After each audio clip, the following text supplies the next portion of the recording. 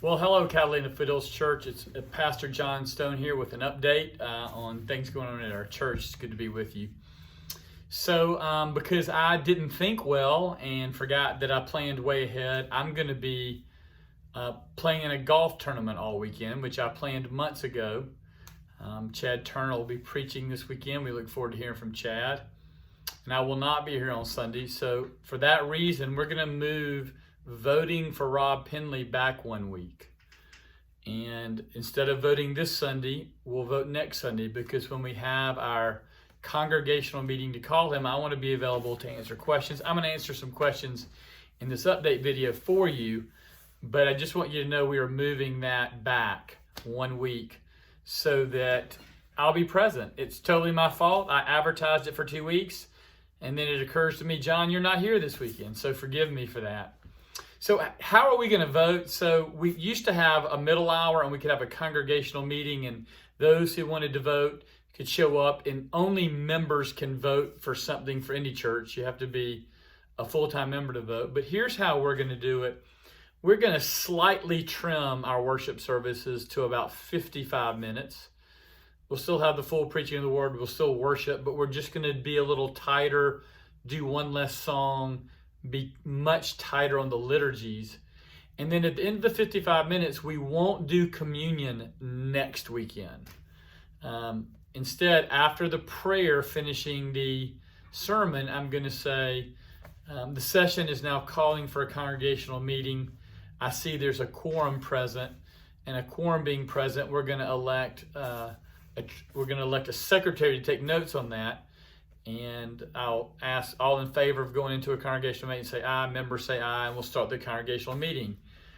I'll say the motion comes from the session to hire Rob Pendley as an associate pastor. And can I get a second on that one? A second that we can have discussion. Any questions you want to ask, you can ask at that point. If there are no questions, we'll have cards for members to vote on. You can vote yes or no. And we can turn those in the back. And then after that, that'll take about 10 minutes. It might take less. We're going to suspend that meeting from the first hour and then go to Sunday school. And first hour Sunday school will come to worship, and first hour worship will go to Sunday school, and some will go home and some will only come. And then we'll do our second service. And again, we will not have communion at the end of the second service. And I'll say, hey, we began a congregational meeting earlier. We suspended it. We're going to reopen that meeting. I'll explain to them the same things. They can ask questions, and then we'll have them vote on the cards, turn the cards in, we'll close the meeting. So we're going to vote. We're going to have 55-minute worship services, and we're going to vote right at the end of that. Only members can vote. We want to be efficient. We want to answer any of your questions that you want to ask. So I'm going to just answer a few questions here so you can know why are we calling Rob Pendley? What's he doing? So there's probably a lot of questions about that. So we're calling Rob Pendley to be an associate pastor, and he's going to pastor those between the ages of 45 and 65. While Winston Maddox is choosing to begin his retirement at the end of this year, what that means is that Winston will go from full-time to part-time next year. And he'll work for us half-time next year. He'll be paid half-time next year. So even though Winston will be retiring at the end of this year, and we're having a huge party because he's such a hero, and we're so thankful for him, he'll still be working, and he and John Miller will really work as we go forward to do congregational care, to make sure we visit widows, to make sure we care for people, to make sure we visit those in the hospital, to make sure I visit those in the hospital. The three of us are going to partner to think about how we do congregational care, while Rob does about 45 to 65. The 65 is arbitrary. I'm just he's 50, he's in his 50s, and Chad pursues young couples. And the reason we need to call Rob Pendley is that Chad has been doing the work of 2.5 pastors. He's been the pastor of young adults. He's been the pastor to our career group. He's been over community groups. He's been over Christian education. He's been over our city outreach.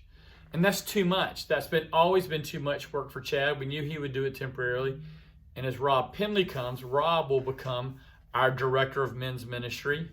He'll become our pastor over Christian education, and he'll become the leader of our community groups, training and equipping community groups, helping them think about identity, helping them think about what to do.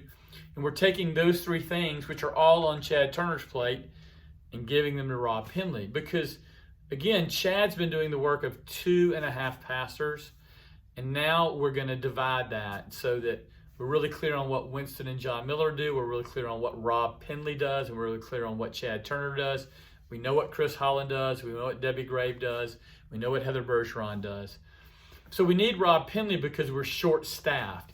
Even with Winston being full-time in charge of congregational care, he is also being over the Stevens ministry, and he's been over the prayer letters and done so many things for us.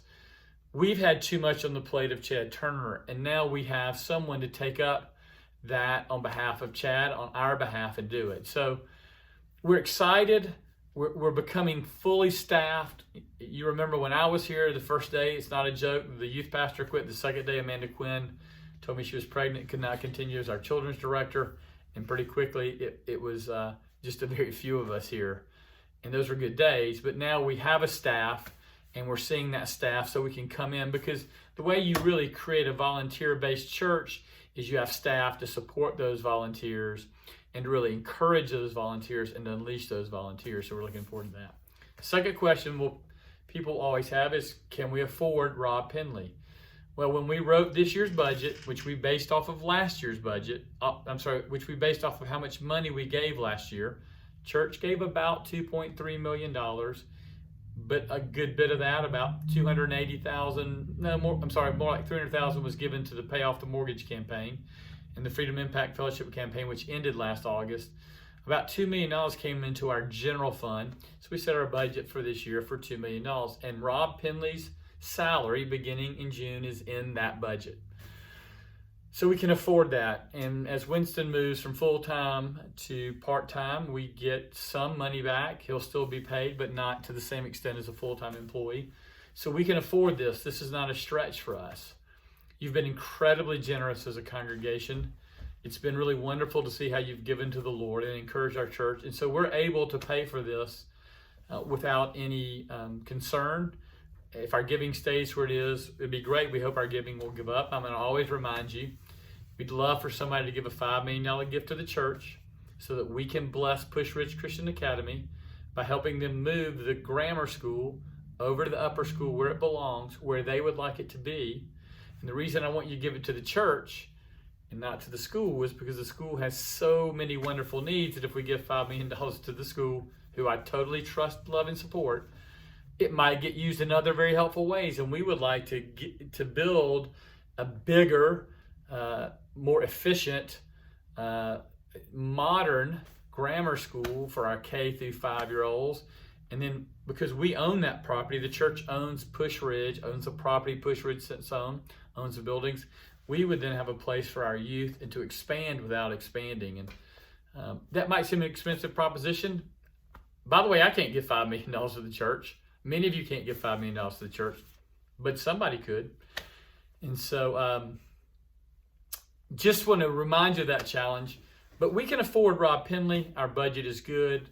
We're all living within a budget now, and we're living within the generosity of the church's giving. We're seeing more giving to missions. We're seeing more giving to ministry. So those are the two big questions. Why are we calling Rob Pendley? What's he going to do? Can we afford Rob Pendley?